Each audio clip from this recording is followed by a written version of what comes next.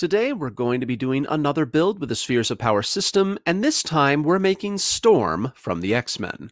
If you're new here, in this series we're taking various character ideas and turning them into Pathfinder RPG characters, specifically using the Spheres of Power system.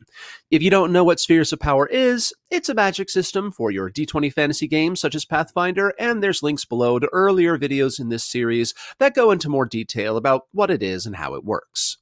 By the way, if you don't know, at the time of launch of this video, we're running a Kickstarter for Ultimate Spheres of Power, the giant omnibus collection. It's over 400 pages of crunch. Links also posted below to that. Now back to Storm.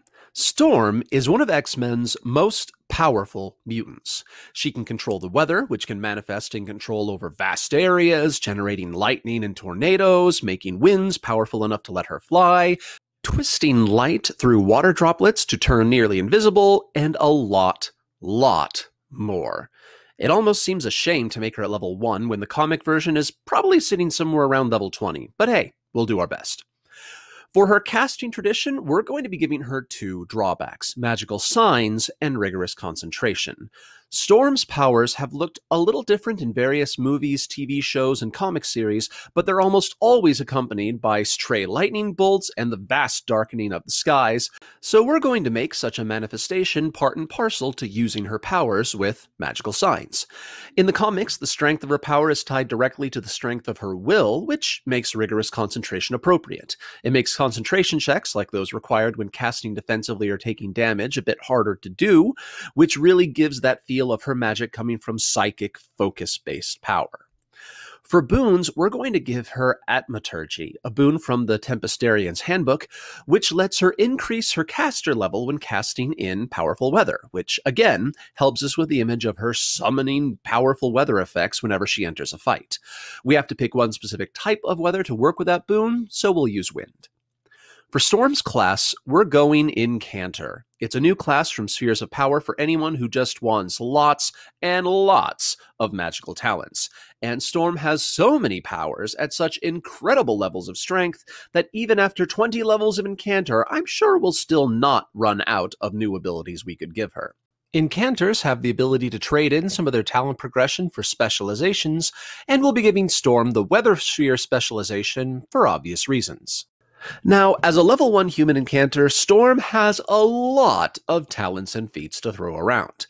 We're going to give her, first of all, the Destruction Sphere, as well as the Energy Focus drawback and the Air Blast talent. Storm throws wind around a lot, and this means right off the bat, we know that she has a nice offensive air blasting option she can use to push people around the battlefield before we start getting into the real heart of her weather powers. The Weather Sphere includes a type of talent called Mantle Talents, which grant benefits to anyone bestowed with that mantle while they're in an area of strong weather. By taking the personalized mantle drawback, Storm will lose the ability to give that mantle to anyone but herself, but will gain the Mantled Caster feat for free, which makes her mantle always on. We're going to be giving Storm the Born Aloft Mantle talent, which gives her some flight when in an area of strong winds, which improve the stronger the winds get. Beyond that, it's all weather control. The Weather Sphere's base ability is Control Weather, which will allow Storm to manipulate wind, rain, heat, and cold to a limited degree within a medium-sized area.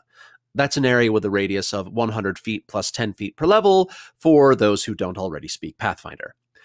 We'll also be giving her Focused Weather for targeting small areas, Severe Weather for making her weather control even more powerful, and we'll be giving her Storm Lord twice, which means that when she creates a storm by raising both the wind and rain to a high enough level, she can control where the lightning strikes. So, what does all this mean? This means that our level 1 Storm has an ascending degree of power.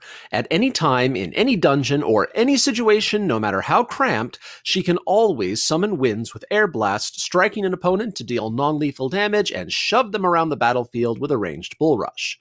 If, however, she is in an open area where flight would be beneficial, she can summon winds with her weather control, raising her caster level and granting herself windborne flight. And if she's in an open field and has the time to really bring her weather to bear, she becomes the goddess we all know and love. With a few rounds to build up her weather effects, she transforms into a flying, air-blasting merchant of death who also gets to zap one target per round with a lightning bolt at no extra action cost. As Storm gains levels, there's no limit to what magic talents we could give the all-powerful Storm Goddess that aren't still on brand. If we want to build up her wind control and air blast abilities, we can give her the air package from the Nature Sphere to give her more refined air control, as well as the Primal Blast feat, which would make her air blasts much more powerful. One of Storm's minor powers is Ecological Empathy, so we could give her any of the animal powers from the Nature Sphere to reflect that. And she dabbles in magic in the comics, so we could give her Divination or anything else and still be on point. If we want to give her more defenses, we could just give her some of the Protection Sphere abilities to really build that up. And, of course, everything in the Weather Sphere would be appropriate and on point. And there you go. Storm in all her regal majesty, ready and waiting to play at your table. Tune in next time when we go completely off the wall and build this guy. No one knows who he is, but dang it all, your friend wants to play their OC in the next campaign, and you are going to make it happen.